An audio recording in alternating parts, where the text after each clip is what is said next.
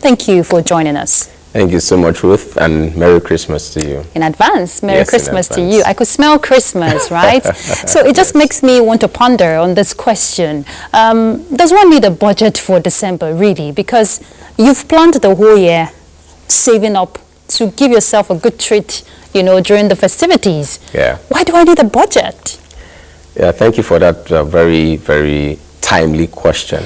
If there's any time you need a budget, it's even in December, and that's because we are known to be a society that likes to spend, and for good reasons. I remember growing up as a child, and we looked forward to the archetypal Christmas cloth, and every child wanted that outfit. And the truth is, many marketers have pounced on that culture, so to speak. And if you're not careful, you spend all you have in December, forgetting that January, as they say, has more than 30 days. So it's very important that you plan, because as it is said, if you do not, if you fail to plan, you're in essence, if you fail to plan, then you're planning to fail in essence. So I think budgeting is most important, especially in December.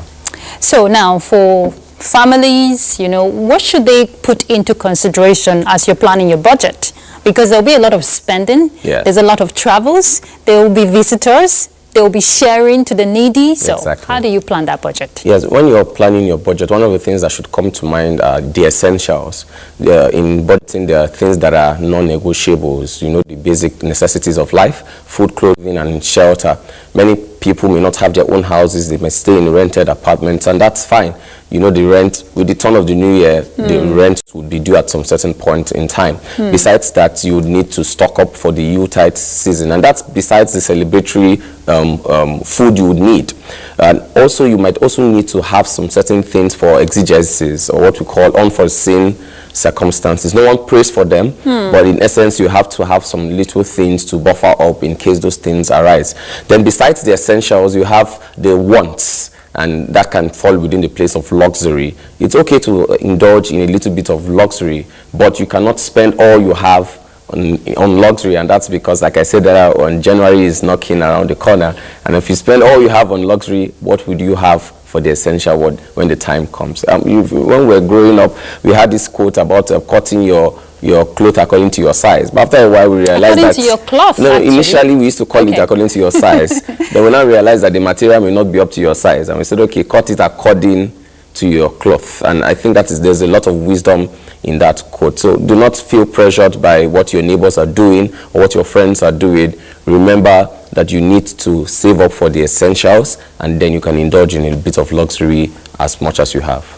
You know, I feel for parents who have children who will keep disturbing them this season because children don't want to know how you do it. That's true. But you just have to do it for them. It's Christmas, and it happens once in a year. Yeah, now, true. So what would you advise, you know, families, in as much as we're having a budget, families are having a budget, in as much as you're looking at your needs and not your wants, trying to be prudent, how do you also reach out, extend that love for the season? Because let's not take away the essence of the season. Very true. And that's a very good question, because one area of pressure that most parents would face will be coming from the perspective of their children. There's no parent that doesn't want their child to be happy. Of course. But I've said it time and again, it now depends on what your definition of happiness would be. Growing up, my parents would take us on walks, would take us on take us to certain places for sightseeing. You must not break the bank to please your children. If not for anything, children want to spend quality time with their parents. So I'm not a parent myself, but I can say as someone who is a child, I understand that children can be quite burdensome when it comes to the Yuletide season. So what parents need at this point is wisdom. Wisdom not to break the bank, but wisdom to see how they can satisfy the deepest need of the child, which is connection. You could also, if the children are older, you could make them see reason that things may not be the way they are, but you could also show some certain kind of effort. So I feel for parents, considering the economic situation, but I also believe that with proper wisdom, you could make your children's Christmas worth the while. I give a very good example. In those days, there were certain parents that could not afford to buy cake during children's birthday. They will buy puff and they will celebrate, and the children would still use rice. Yeah, or rice, exactly. So it's a matter of communicating with the children. Do not dismiss them. Do not shout at them and say, oh, things are tough. Of course, they should know by now that things are tough, but with godly wisdom, you could make it a worthwhile celebration for the children and for the family at large. So after all said and done, not preempting Christmas, but let's just creep into January. Of course, most people want less burden. Yes. January is usually, they say, is usually more than 30. You know, the numbers in that month is something else. So how can people start planning ahead, you know, for January? Yes. In order to plan, there's a quote by a philosopher called Will Rogers. He said, "Do not spend money you do not have to buy things you do not need to impress people you do not care about." And I'll take it again.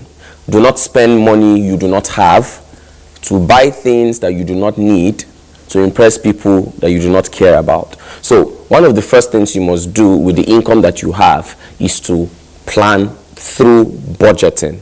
Of course, like we said earlier on, there might be unforeseen circumstances. We do not pray for that, but if it comes, we understand that there's some things in life that you can control, and there's some things you cannot control. So what you can control, you should control, prepare for, and plan for. And there's a reason why most times January seems long, and that's because salaries are paid in December. And when you spend all you have in December, you still have January to contend to. You might have children's school fees, you might have rent, and so on. So moving into the new year, what is most important should be the plans, the goals that you have, because as it is said, where there's life, there is hope. So we believe that you should not spend all you have in December, trusting that January would be a very fruitful month and a prelude to what will be a fruitful 2025. I'll say a big amen to that wish or prayer. Amen. Thank you so much, Mr. Samuel Chukwu, for your time on Panorama. Thank you. And I wish you a beautiful celebration ahead. I wish